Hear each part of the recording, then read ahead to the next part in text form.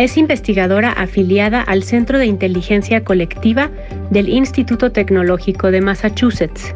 Ha sido miembro del Servicio Exterior Mexicano y comisionada de la Secretaría de Energía, en donde también ocupó el cargo de directora general de Asuntos Internacionales. Cuenta con un doctorado en Ciencias Políticas y fue directora fundadora del Centro de Sostenibilidad y Negocios de la EGADE Business School del TEC de Monterrey.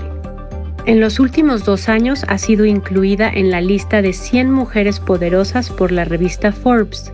La especialista en sector energético, Lourdes Melgar, en Milenio Negocios.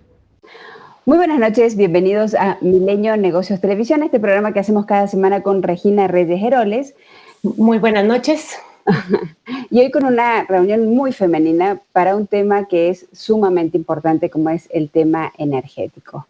Lourdes, como ustedes vieron al principio en su perfil, es una de las personas que más conoce de este sector y creo que vale la pena que entendamos un poco la narrativa y en dónde estamos ahora en esta situación. Y mi primera pregunta, Lourdes, ya para irnos directamente al tema. Justamente esta semana, el presidente en su conferencia mañanera dijo que de ninguna manera apoyaría a Iberdrola, que es una empresa privada, que ganó una licitación, que es generadora de energía, que es proveedora de CFE, que nunca ayudaría a Iberdrola sobre CFE. Esta frase, que es muy corta, encierra mucho y me encantaría que nos expliques por qué es una frase que encierra muchos mensajes, que es una declaración ilegal, la que dijo el presidente, esto de apoyar a una empresa mexicana por sobre una empresa internacional. Bueno, primero que nada, muy buenas noches, Bárbara, Regina, un enorme gusto verlas. Saludo a su auditorio también, gracias por la oportunidad de compartir este espacio. Pues mira, yo quisiera abordar la respuesta de una manera un poco diferente y aquí la pregunta es, ¿cuál es el papel del gobierno con relación a las empresas? Y creo que es importante ver que el gobierno no está aquí para definir reglas que favorezcan prioritariamente a una empresa sobre encima de otra, sino más bien para asegurar que las leyes que haya aprobado el Congreso se sigan y que la regulación esté acorde a esa ley y que se aplique a todos por igual. Y creo que aquí un poco el tema es si es factible o no que en México se modifiquen o se distorsione la aplicación de la ley y la regulación para darle un trato preferencial a una empresa del Estado. Y ahí creo que está el quid de todo este asunto. Ok. Justo en ese tema y pensando en el contexto actual, en donde lo que necesitamos es un motor de inversiones que nos lleve hacia adelante, que nos saque un poco de este tema de pandemia, y en particular en el sector energético, que conoces muy bien, ¿qué tipo de inversiones inversiones privadas, se podrían poner sobre la mesa? ¿De qué tamaño podría ser esto? Que pudieran de alguna manera convertirse en ese primer motor de inversión que necesitamos. Bueno, tu pregunta es muy buena, la respuesta es un poco compleja, porque si nos vamos simplemente a lo que establece el marco jurídico actual que estableció la reforma constitucional de 2013 y las leyes secundarias de 2014, pues básicamente el gobierno podría hacer muchísimas cosas. Podríamos tener rondas petroleras para que empresas vinieran a explorar y producir petróleo en México. Habría oportunidad de darle a las empresas que están esperando ansiosas que les otorguen los permisos para seguir construyendo las terminales de almacenamiento que requiere el país, establecer nuevas gasolineras. No solamente estar en este jueguito en el que estamos de cambio de franquicia, de ponerle Pemex o no ponerle Pemex, sino construir gasolineras que nos urgen a lo largo y ancho del país, la necesidad de invertir en energías limpias para poder cumplir con los compromisos que tenemos en el Acuerdo de París de generar con energías más limpias, pero sobre todo para asegurar que tengamos electricidad más barata para todos. Estas inversiones en el sector energético detonan cadenas de valor. En México tenemos obligaciones de contenido nacional, tenemos también obligaciones de llevar a cabo no solamente la consulta previa, libre e informada a las comunidades indígenas, sino también las evaluaciones de impacto social y establecer la forma de mitigar los impactos negativos y dar beneficios reales a nivel local. Y por lo tanto, hay todo un esquema que permitiría que bajaran recursos que van al gobierno y que los administra el gobierno para detonar el crecimiento económico. Y justamente tenemos una reforma energética vigente, una ley desde el 2013 que abrió la oportunidad, como sabemos, a esta competencia, pero desde 2018 se han venido dando muchos cambios a las reglas de esta reforma. No sé, creo que el gobierno no se ha animado a derogarla, pero sí le están haciendo muchos cambios y me gustaría que resumieras alguno de estos ajustes a la fuerza que se le han hecho a la red energética.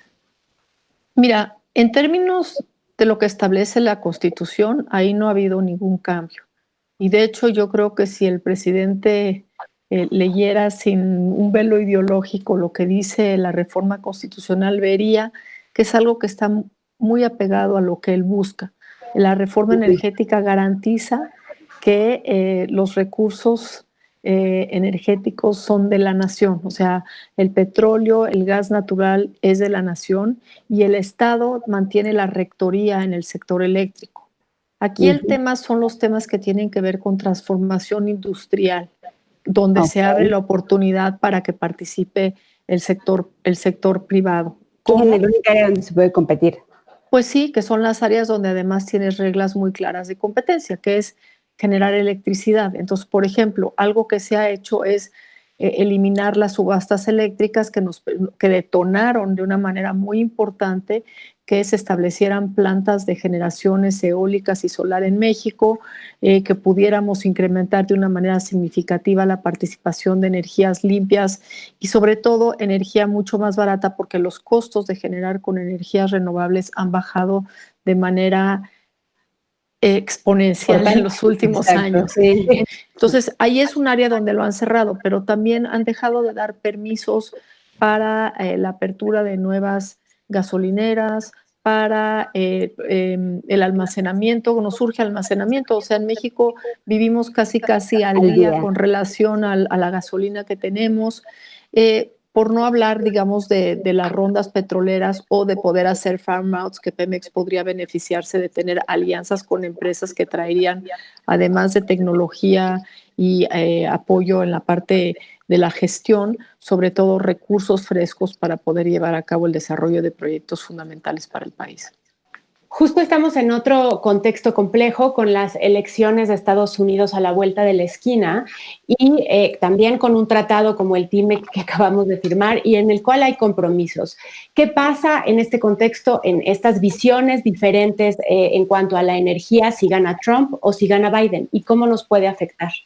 Bueno, si gana Biden es muy claro que va a venir una presión muy fuerte sobre México para cumplir con los acuerdos de París. Biden lo ha dicho con toda claridad, él va a regresar a Estados Unidos a los acuerdos de París.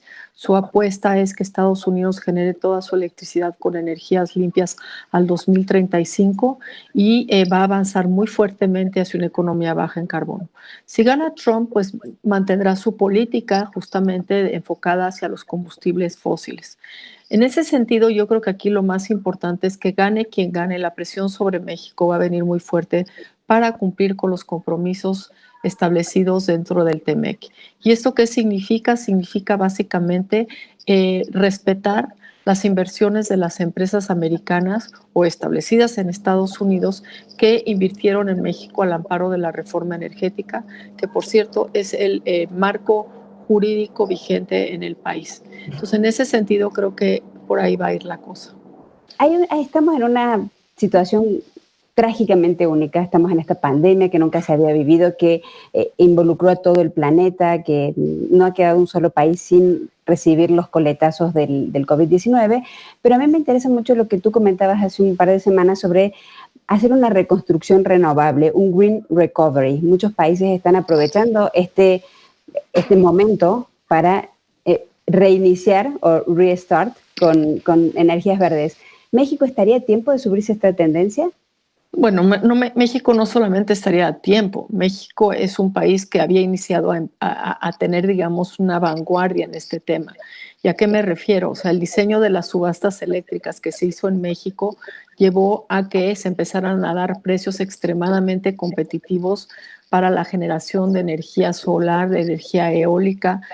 Se empezó a detonar a nivel mundial este interés por electrificar con energías limpias, y energías limpias, entendámonos bien aquí, particularmente renovables, aunque también incluye la mini hidro, también la gran hidro, pero sobre todo la mini hidro, la geotermia, por ejemplo, geotermia, hablando de monopolios y de CFE, ¿por qué CFE no le está apostando a la geotermia y desarrollando todos los campos que le fueron asignados en la ronda cero de geotermia? Entonces, claro que sí, México debería, no solamente por una cuestión de detonar y crear nuevos empleos, que es algo que es muy importante, que va vinculado a las energías limpias, sino porque la electricidad es el futuro. El futuro no es el petróleo, el futuro es eléctrico. Lo estamos viendo con toda esta gran revolución industrial que nos está llevando a la digitalización de las cosas, al Internet de las cosas. El hecho de que nos podamos conectar y tener una conversación como la que estamos teniendo en este momento depende de que tengamos electricidad, y la electricidad tiene que ser confiable, tiene que ser barata y tiene que ser limpia. Entonces, en este sentido, México tiene una gran oportunidad porque pocos países tienen el potencial que tiene México en energía solar, en energía eólica, en mini hidro, en geotermia y en otras tecnologías que ya se están desarrollando, como por ejemplo la energía maremotriz. Entonces, sería realmente una pena que México se quedara en el siglo XX en vez de estar mirando al siglo XXI, en poder bajar beneficios a nivel local a las comunidades a lo largo y ancho del país, porque ahí es donde están las oportunidades. México, que además es un gran país manufacturero, podría ser esta gran plataforma de exportación de insumos para las energías limpias en el mundo. Lo hemos visto que en Europa ese es el plan de recuperación que hay. Si gana Biden, ese es el plan de recuperación que hay en Estados Unidos también. Pero veámoslo en otros países. China lo está haciendo, la India lo está haciendo. Es absurdo realmente que México se esté abocando a mirar solamente al petróleo, cuando además a nivel financiero ya en la banca de inversión en el mundo, el financiamiento se está yendo por el financiamiento verde. En muy poco tiempo se va a penalizar la producción de petróleo.